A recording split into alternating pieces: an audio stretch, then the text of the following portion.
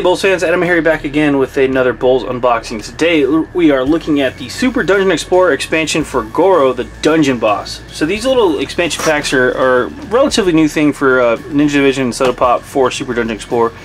These are just little one-shot boxes that have an extra boss, some extra minions, and then cards, item upgrades and stuff like that in the box. So if you want to spice up your Super Dungeon Explorer campaign games, you can definitely pick these boxes up.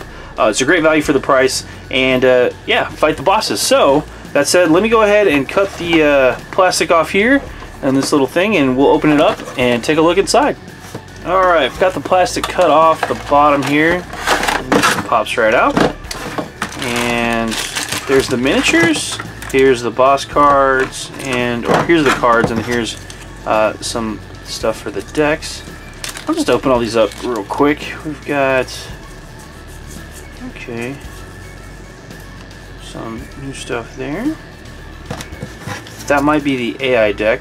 I'm gonna have to cut that one open and just try to pop these real quick. We'll take a look at the minis and then we'll take a look at the deck, for the cards for the deck, I guess. So, alright, this is a boss creature, so it does spawn when specific things are met in the game, if you're familiar at all with Super Dungeon Explorer. So, this is actually a really simple model, just a big fat guy. I don't really know. It's Goro, so he's pretty cool. So, I like the model design, and then he's got his little minions here. They run around with him. And again, these are the kind of plasticky. These are guys pretty tough, pretty, you know, you could paint these if you wanted to, play right out of the box, whatever you want to do. So they're like got that primer paint on them, or primer, whatever it's called, plastic color. So you don't have to paint them, but you totally could. So just it looks like 6 little guys that come with them, and then the boss himself. So they did a good job hiding the kind of like the attachment lines here. I mean, you can see it, but it's just the cut of the model. But it comes assembled, pre-assembled right out of the box, so that's a plus if you don't want to bother building or anything. Let me go ahead and open up the deck, and we'll take a look at all the cards. The card pack is open, so let's go ahead and run through those real quick. It's pretty cool. So again, there's 2 versions of the boss, so it depends on the game mode you're playing. I believe this is for the competitive mode if you're playing with no AI and you're playing with against another player as the kind of the dungeon master. This is the version you would use, and then this is the arcade mode where you have the AI deck, I believe. So it just kind of goes off that. So, and he's got different abilities, as you can see here. He's a little bit tougher here, but he's kind of AI based anyway. So he's got 8 move and 4 action dice, or 4 action points he can spend, and then this version he's got 4 move and 4 action points. He's a big base model, so he's got some wonky special rules when he moves stuff around. But this version has mob, feed, me, and fly. Fly lets him basically, again, fly over terrain. He is a fairy after all. Even without wings, they can still fly. They just think happy thoughts. He's got some cool stuff here. For 1 action, wind sprint here. It's a sword attack, pounce, or a melee attack. Let's see, devour. +1 to the strength, +1 green die to strength attack. So he's rolling quite a few dice. If Devour inflicts a wound, Goro may recover 1 wound token, which is pretty mean. Biting Gale, it's a sweep attack and it does knockdown. Meddlesome Giri, spawn up to 4 Giri adjacent to Goro. So these are the Giri, they spawn next to him. And then Goro, the big boss, Devour.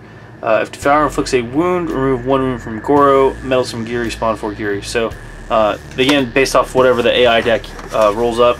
He's also got, when you play with him, you're supposed to add these extra items to the item deck, so you can draw more stuff here. So here's a couple of blue items. So these are new. Roaring Pendant of the Wood, +1 red die for will, +1 red die for armor, which is pretty good. You can do the roar thing here, so it's a sweep 3, push and knockdown. So just knock guys back and knocks them down.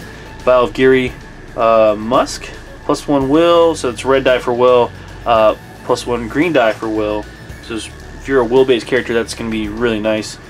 So let's see, rain-proof parasol, +1 armor, and then I think if you have a green affinity, that's what the thing is for, the affinity.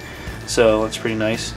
Acorn of Life, +1 armor. This one was a green item, and then these 2 were blue. This one's a red. These 2 are red. So we've got the Acorn of Life and the Lupine Totem Mask. So you see here, it gives you stealth, which is pretty cool, and then the +1 of your strength bonus is there, depending on your affinity, and then +1 armor, Roots of Resurrection. So pretty cool stuff. Pretty cool items to add to the game, just to spice it all up here.